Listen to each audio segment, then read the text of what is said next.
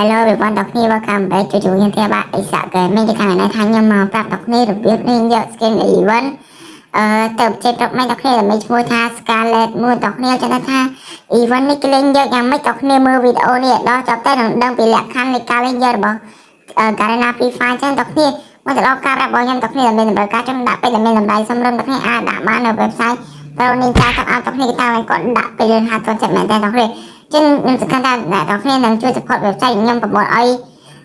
ប្រនេះចាទៅអាចទៅចាត់ទាំងគ្នាតែឥឡូវយើងក៏សានតបាយពេកមើលការ review របស់ខ្ញុំទាំងអស់គ្នាតែឥឡូវថាយើងមកដល់កន្លែង event Scarlet មួយចឹងទាំងគ្នាឥឡូវនេះជាដំបូងគឺថាពីfile យើងលេងបាញ់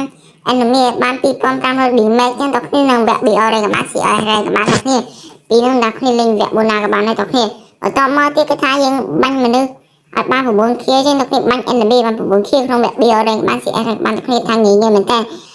ចូលមកកាន់មកមួយទៀតតែគ្នាគឺ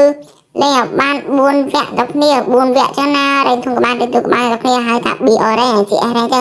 តែគ្នាលេងវគ្គមួយហ្នឹងក៏បានតែបាន4វគ្គចឹងតែគ្នាហើយចំណែកបន្តមកទៀតគឺយើងបាញ់មនុស្សបាញ់ enemy បាន4500 damage ចឹងតែគ្នាចំនួន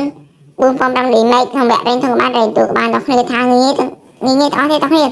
តែលើមើលកាន់មួយទៀតដល់គ្នាគឺយើងបាញ់ enemy បាន13ខៀក្នុងវគ្គ BR រ៉េងក៏បាន CS រ៉េងក៏បានតែលើមួយទៀតយើងគេយើងលេងបាន6ម៉ាត់ដល់គ្នា6វគ្គចឹងក្នុងវគ្គរ៉េងក៏បានហៅថា BR រ៉េង CS រ៉េងលើមួយទៀតនោះគឺថាយើងបាញ់ enemy បាន6500 damage ក្នុងវគ្គ BR រ៉េងក៏បាន CS រ៉េងក៏បានតែលើយើងមកមួយទៀតដល់គ្នាយើងបាញ់មនុស្សបាន enemy បាន18ខៀក្នុងវគ្គរ៉េងក៏បានទៅបានតែគ្នាហើយមួយទៀតនោះគឺគេដាក់ log in តគ្នាមួយថ្ងៃគេឲ្យយើងម្ដងអញ្ចឹងតគ្នាហើយចំណែកនៅសល់2តគ្នាឥឡូវមួយទៀតនោះគេយើងលេងបានមួយវគ្គនៅគ្នាវគ្គដែរទៅក៏បានទៅក៏បានតគ្នាចំណែកចុងក្រោយគេនោះគឺយើងលេងបាន2វគ្គអញ្ចឹងព្រមព្រៀងតគ្នា